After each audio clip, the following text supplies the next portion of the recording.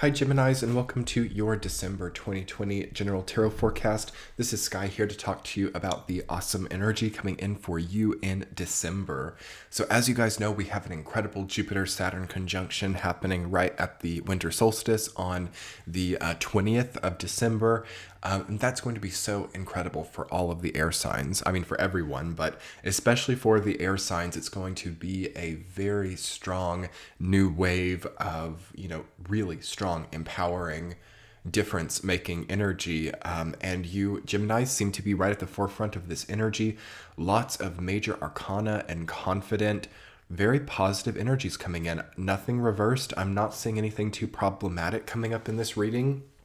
I think this is going to be a monumental and really strong sort of pattern setting month for you. I think as I was meditating on Gemini's energy, it seemed like you are really setting a pattern for yourself this month, especially around that second and third week of December. You're really going to be kind of going from zero and making new patterns for yourself, deciding how you want to move forward, deciding what you want your days to consist of, kind of revamping your image or your identity, perhaps. It does feel like you're having a big change in identity and a big change in maybe even spiritual practice or association with your identity versus your spirituality. There is a lot of that coming up for you this month. So you have 4 major arcana cards coming up. I always say if there are 3 or more, it will be a very memorable month as well. So it seems like you're just doing something really important. You've got the Wheel of Fortune, Hierophant, the Chariot, and Death coming up as your major arcana. So very sort of different energies those are, with the Death card obviously being a big transformation and an ending or a beginning coming in, and the Hierophant sort of being similar, understanding the spirituality behind all of that. You've also got a big physical change though too, with the Chariot coming up, and maybe again like a new home or a new car or something new that changes how you are getting from one place to another in your life. The Chariot is all about, how we move from point A to point B. So that's also coming up for you too. Goal setting, getting from one place to another, how you move in your life in general is going to come up. And with Wheel of Fortune too, it's like you are maybe really having a change in luck, or feeling like luck is playing more into these things as well, as I think the air signs have not felt too lucky over this last year of 2020. The Capricorn energy is really tough for Gemini, actually. It's a quincunx, so that is a difficult angle. But not much longer is that the case. You've got this chance in the beginning of December to really sit with discord and to really sit with what is chaotic and what is not working, as you know that it is soon to resolve itself. So that's a really beautiful feeling, like knowing that there is resolution coming on, knowing that there is a big spiritual shift very soon, and that these trials or these tribulations are short-lived now at this point in time. I think for Gemini, there needs to be a lot of new thought coming in about what you're spending your day on and what you're wanting to put your energy toward. Is the space that you're holding for yourself, as you're dreaming or as you're considering what you might do in the future, is that becoming more tangible for you? Is that becoming more in alignment with what you're actually doing, or is it still really separate?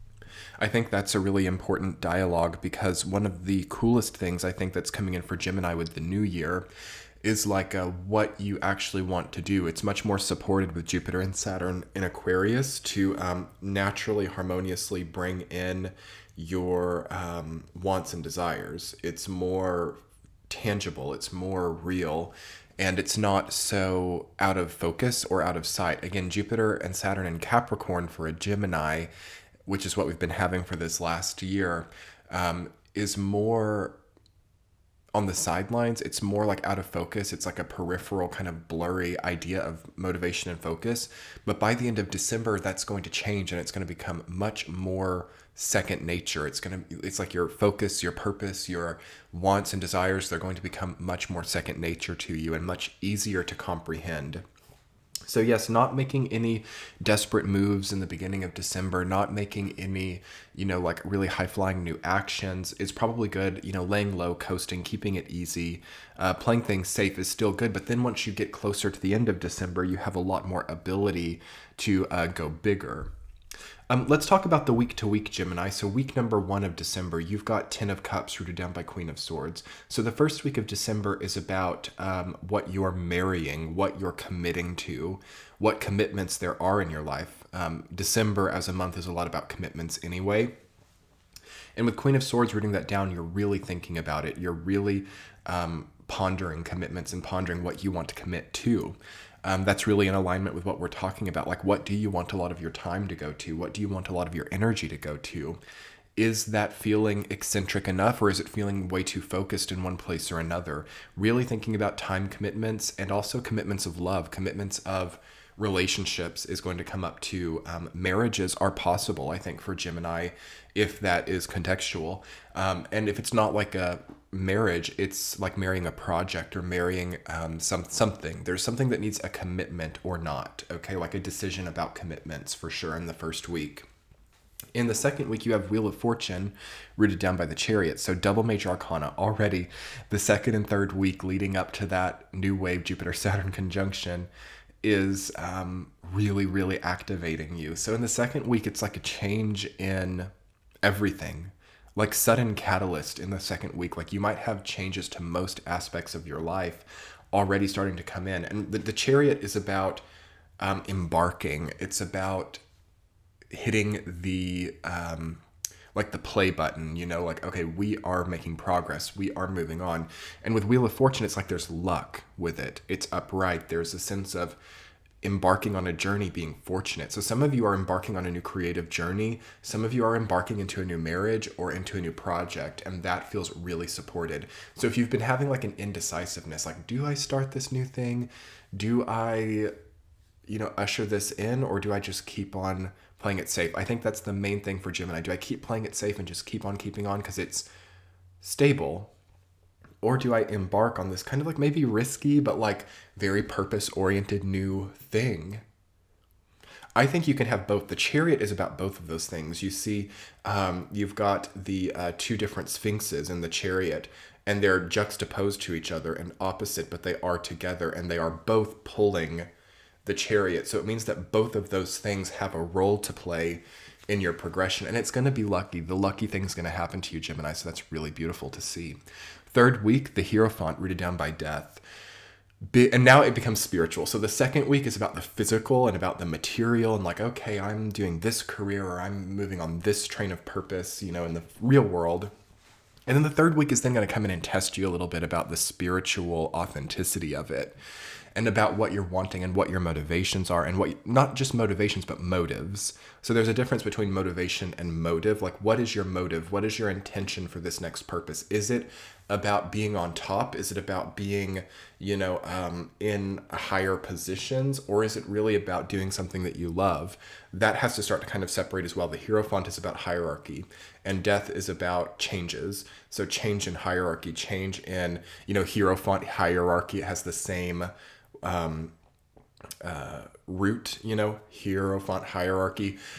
So it's very spiritual with the Hierophant, but it's also keys. It's keys to different status. It's keys to different emotional and spiritual status as well. So you're getting a key in the third week. And right as you get that key, it seems that a door does close. Okay, so that's kind of a weird thing about this time is we can't just have all the doors open in front of us now. We've had that over the last few years where it's like, okay, you can really go in any door. But now as we take and choose the key that we want, other doors do close because we really need to bring and foster new worlds into the doors that we are going through.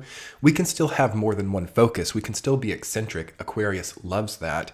But we also have to know what we don't want to pursue anymore. And I think we have to follow through on that. And it doesn't mean making an action or going crazy right that second, but it's really good to get your mind on that page. Like, okay, I know what I am and am not meant for now. I know what directions I am and am not going. And I can be prepared to make that really clear in my actions also. The third week could also be a spiritual epiphany. Like, whoa, I now realize how I was self-sabotaging myself. I now realize that some of these things are coping mechanisms, compensation mechanisms. And now with that knowledge, I have a keener idea of what I'm actually here for or what I actually need to do. It's a really nice level up for you guys in the third week. Okay, fourth week, Six of Wands rooted down by Queen of Pentacles. So confidence and authenticity. I love all of these combinations coming up for you throughout this entire month, Gemini. It's kind of like a blast off month. It's like a very, very, very awesome energy for you. But yeah, fourth week, you're kind of riding high. Your posture's better. What you're wearing, what materials are that are around you are better. You are ascending in some way. There's an elevation. Again, maybe it's hierarchical. Maybe it's within your company. Maybe it's within just your sense of well-being. It's getting better. It's getting stronger. It's getting more noble. It's getting more prestigious even. And Queen of Pentacles also deals a bit with that too, but don't be afraid to really let this reverberate throughout things like your diet, things like your lifestyle, your sleeping patterns, the decor of your home. Queen of Pentacles is all about things like that, like how our material world and what we choose to put into our body, what we choose to surround ourselves with physically. It's about letting that be perfect and right. Perfect is sometimes the enemy of the good. That's true.